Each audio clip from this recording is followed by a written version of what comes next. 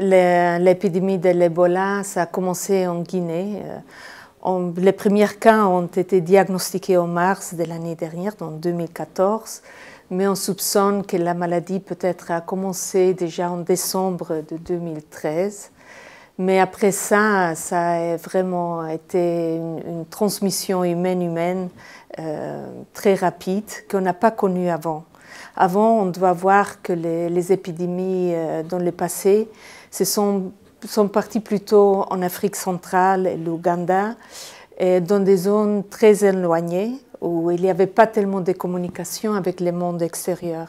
Mais maintenant, on voit que cette épidémie se déroule dans un endroit qui est beaucoup plus connecté et aussi, ça n'a été pas seulement limité à des zones rurales, mais maintenant, on voit aussi même dans les capitales, dans les grandes villes, qu'on a eu des cas et à ce moment-là, il y a eu une transmission beaucoup plus rapide du virus Ebola de personne à personne. On soupçonne que cette épidémie, vraiment, il y a eu seulement comme on peut dire, un spillover, qu'on peut dire une transmission de peut-être la faune sauvage à une personne et après ça a déclenché vraiment l'épidémie. Et on voit que aussi les pays qui sont touchés, qu'aujourd'hui c'est plutôt la Guinée, le Libéria, la Sierra Leone, que sont des pays qui ont eu un passé très difficile, où il y a aussi le problème de l'infrastructure de santé qui sont faibles. Et pour ça, il faut vraiment renforcer tous ces systèmes, pas seulement de santé animale, humaine, mais aussi santé animale. On voit l'impact, par exemple, de la maladie Ebola sur les communautés rurales, a été que même les marchés ont été fermés, les communautés ont eu des mortalités, il y a régné la peur. Et en ce moment-là, aussi, l'agriculture, ça a eu un très grand impact sur l'agriculture.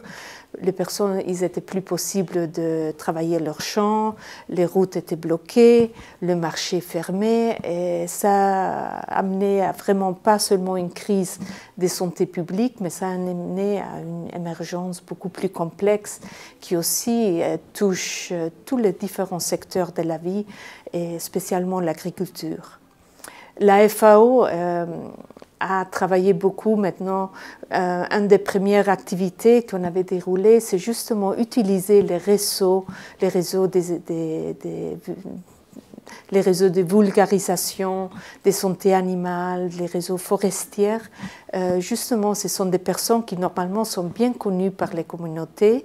Et en ce moment-là, on a formé ces personnes avec les messages qui ont été développés par l'OMS, par l'UNICEF, pour justement réduire les risques de la transmission humaine-humaine. Et là, la FAO a contribué à la formation de ce personnel qui habite normalement dans les communautés qui sont touchées. Il y a aussi une relation beaucoup plus de confiance entre le secteur justement des agents du ministère de l'Agriculture et des communautés.